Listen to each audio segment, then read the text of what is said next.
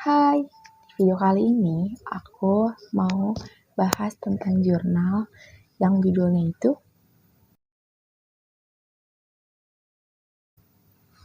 kira-kira apa ya isinya?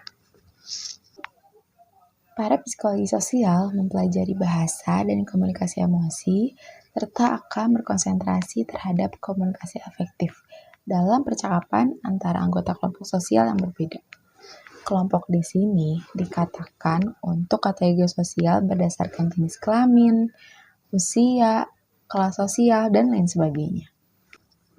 Jurnal ini mengungkapkan penelitian mengenai masalah-masalah dengan pedoman asertif klasik, dengan memperhatikan aturan-aturan sosial yang khususnya berkaitan dengan emosi sosial. Komunikasi asertif menyoroti masalah mengenai perbedaan budaya, aturan antar ekspresi emosi, peran penting aturan, serta dampak kekuasaan ekspresi emosi. Tujuannya ialah untuk membahas beberapa cara yang digunakan oleh psikolog sosial untuk mempelajari bahasa dan komunikasi emosi. Secara khusus, ada 3 konteks penyebab masalah dalam komunikasi untuk khalayak. Yang pertama, pengungkapan emosi dan peristiwa yang menyakitkan. Yang kedua, konflik dalam hubungan. Dan yang ketiga, komunikasi yang asertif. Pengalaman emosional dan emosi dasar. Aturan sosial merupakan ekspresi perilaku yang seharusnya dilakukan ataupun tidak dilakukan di lingkungan sosial atau kelompok. Menurut Scherrer, 1988, ada kesempatan lintas budaya dan lintas kelompok secara emosi dasar yang dirasakan. Scherrer juga melibatkan deskripsi terbuka dengan mahasiswa sebagai subjeknya. Hasilnya, walaupun mereka dari budaya yang sama, memiliki banyak kesamaan dalam pengalaman hidup, faktanya, perbedaan di antara emosi itu cukup besar. Menurut Russelli, 3 dimensi afektif itu ada kesenangan, gairah, dominasi, atau kekuasaan. Pengaruh afektif pada perilaku sosial. Yang pertama ada mood. Kalau suasana hati yang lagi bahagia akan mempengaruhi pada beban kognitif yang tinggi. Jika ia sedang senang, dia tidak akan berpikir panjang dan langsung mengarah kepada kesimpulan yang menonjol. Berbeda dengan suasana hati yang negatif, ia akan melibatkan beban kognitif yang lebih rendah. Ia akan menggunakan penalaran analisis atau banyak mempertimbangkan hal tersebut. Yang kedua, konsep diri. Konsep diri memiliki dampak yang besar pada mengekspresikan emosi terhadap orang lain dan ekspresi yang kita dapat dari orang lain. Orang yang memiliki rasa independen akan mengalami emosi yang terfokus pada dirinya sendiri, seperti kemarahan dan ketakutan. Berbeda dibandingkan dengan orang yang memiliki rasa diri yang bergantung dengan orang lain. Mereka akan lebih fokus pada keharmonisan kelompok dan menghindari konflik. Beberapa penulis berpendapat bahwa laki-laki dan perempuan itu memiliki perbedaan dalam interaksi sosial. Mes dan Borkar menyatakan bahwa anak perempuan itu cenderung belajar dan bekerja sama, serta mereka ini memperhatikan bahasa dari orang lain. Sementara anak laki-laki belajar untuk berkompetisi dan menegaskan diri, serta menunjukkan keahlian mereka untuk dapat perhatian dari orang lain. Para peneliti juga berpendapat bahwa pria ini memiliki orientasi yang tegas dan mandiri. Berbeda dengan perempuan, jika perempuan itu memiliki orientasi yang emosional dan saling bergantung. Menurut Lutz, laki-laki ini lebih mudah mengendalikan emosinya dibandingkan perempuan. Pengungkapan diri melibatkan ekspresi emosional seperti pengungkapan pujian, bahasa yang mendekatkan keakraban, ungkapan ketenangan, menyakitkan, dan juga kelemahan serta emosi negatif. Dalam sebuah komunikator antar generasi, hubungan kekuasaan antara tua dan muda pada masyarakat barat memberikan kekuasaan tersebut kepada orang yang lebih tua.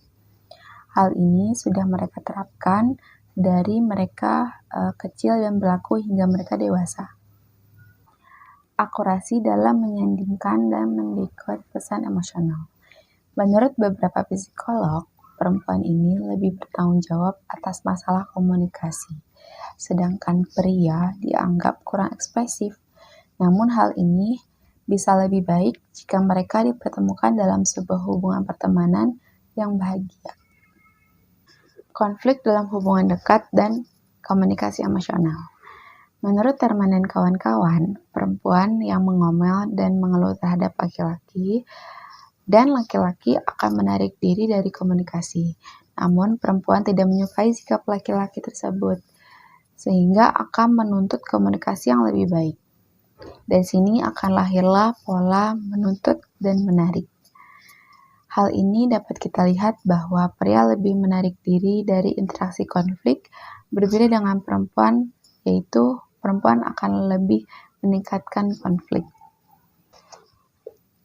Gottman dan Levinson menemukan bahwa pesan emosional laki-laki itu dinilai akan kurang intens ketika pesan yang disampaikan oleh pasangan mereka adalah hal yang negatif. Kramari menyatakan bahwa perempuan lebih menempatkan prioritas yang tinggi dan memelihara hubungan karena statusnya yang kurang berkuasa dalam masyarakat. Sedangkan pria merasa tampak kurang jika dibandingkan perempuan ketika menunjukkan kepadahannya. Hubungan antara kekuatan pribadi dan sosial dalam berkomunikasi emosi. Laki-laki dalam tindakan meminta maaf akan lebih dulu bertindak karena mereka merasa memegang kendali dan kuasa ketika melakukannya. Jika perempuan akan melihat konflik karena permintaan maaf itu membuat mereka merasa tidak berdaya.